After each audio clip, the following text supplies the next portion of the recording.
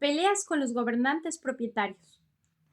En mi viaje a Boston de este año, me encontré en Nueva York con nuestro nuevo gobernador, el señor Morris, que acababa de llegar de Inglaterra y con el que ya había estado íntimamente relacionado.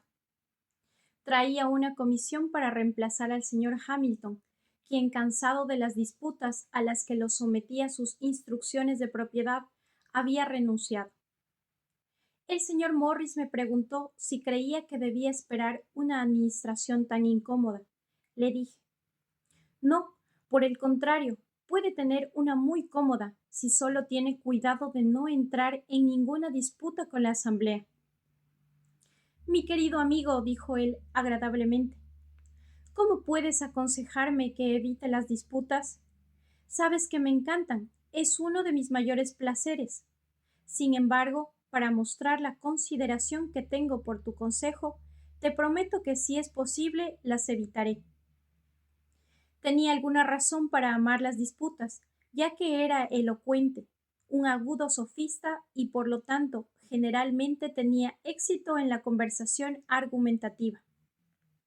Había sido educado en ello desde niño, pues su padre, según he oído, acostumbraba a sus hijos a disputar entre ellos para su diversión, mientras estaban sentados a la mesa después de la cena. Pero creo que la práctica no era sabia, pues según mi observación, estas personas que disputaban, contradicen y confutan son generalmente desafortunadas en sus asuntos. A veces consiguen la victoria, pero nunca la buena voluntad, que les sería más útil. Nos separamos. Él se fue a Filadelfia y yo a Boston. A mi regreso, me encontré en Nueva York con los votos de la Asamblea, por los que parecía que, a pesar de su promesa a mí, él y la Cámara estaban ya en gran disputa, y fue una batalla continua entre ellos mientras él retuvo el gobierno. A mí me tocó mi parte porque, en cuanto volví a mi escaño en la Asamblea, me pusieron en todas las comisiones para responder a sus discursos y mensajes, y las comisiones siempre deseaban hacer los borradores. Nuestras respuestas, así como sus mensajes, eran a menudo mordaces y a veces indecentemente abusivas, y como él sabía que yo escribía para la Asamblea, uno podría haber imaginado que, cuando nos encontrábamos, difícilmente podíamos evitar cortarnos las gargantas. Pero él era un hombre tan bien dotado que la contienda no provocó ninguna diferencia personal entre él y yo, y a menudo cenábamos juntos. Una tarde, en el apogeo de esta disputa pública, nos encontramos en la calle. Franklin dijo, debes venir a casa conmigo y pasar la noche. Voy a tener una compañía que te gustará. Y tomándome del brazo me llevó a su casa.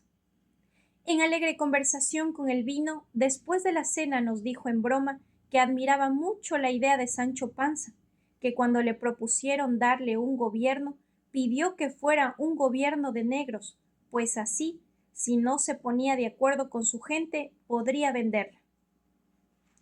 Uno de sus amigos que se sentó a mi lado me dijo, Franklin, ¿por qué sigues al lado de estos malditos cuaqueros? ¿No sería mejor que los vendieras? El propietario te daría un buen precio. El gobernador, dije, aún nos lo ha ennegrecido lo suficiente. En efecto, se había esforzado por ennegrecer a la asamblea en todos sus mensajes, pero ellos le quitaron el color tan rápido como se los puso y se lo pusieron a su vez en su propia cara, de modo que viendo que era probable que él mismo fuera ennegrecido, él, al igual que el señor Hamilton, se cansó de la contienda y dejó el gobierno. Estas disputas públicas se debían en el fondo a los propietarios, nuestros gobernantes hereditarios, que cuando había que hacer algún gasto para la defensa de su provincia, con increíble mezquindad, daban instrucciones a sus diputados para que no aprobaran ninguna ley para recaudar los impuestos necesarios, a menos que sus vastas propiedades estuvieran en la misma ley expresamente excusadas e incluso habían tomado bonos de estos diputados para observar tales instrucciones. Las asambleas resistieron durante 3 años a esta injusticia, aunque al final se vieron obligadas a ceder. Finalmente, el capitán Denny, sucesor del gobernador Morris, se aventuró a desobedecer esas instrucciones. Más adelante mostraré cómo se produjo esto. Pero estoy avanzando demasiado rápido con mi historia. Todavía hay algunas transacciones que mencionar que ocurrieron durante la administración del gobernador Morris.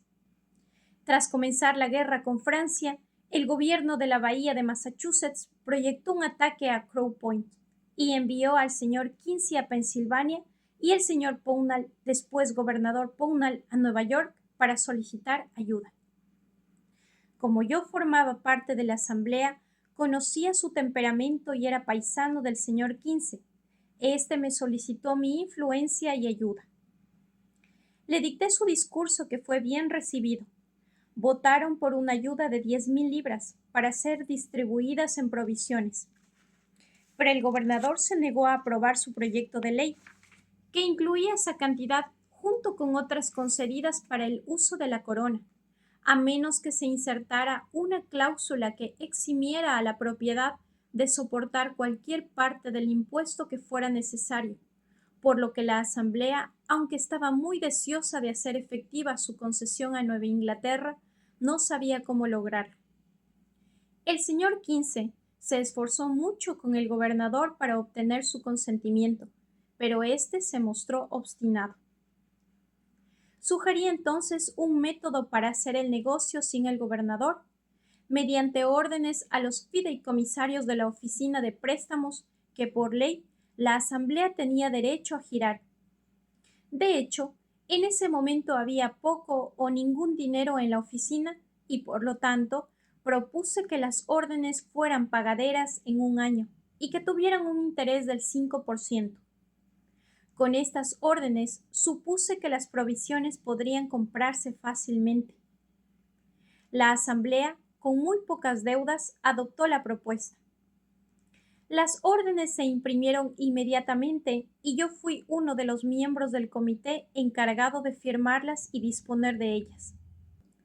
El fondo para pagarlas era el interés de todo el papel moneda que existía entonces en la provincia en préstamo, junto con los ingresos procedientes del impuesto sobre el consumo, que obtuvieron un crédito inmediato y no solo se recibieron en pago de las provisiones, sino que muchas personas con dinero que tenían efectivo a su disposición lo invirtieron en esas órdenes, que encontraron ventajosas, ya que generaban intereses mientras estaban en la mano y podían ser utilizadas en cualquier ocasión como dinero, de modo que todas fueran compradas con avidez y en pocas semanas no se vio ninguna.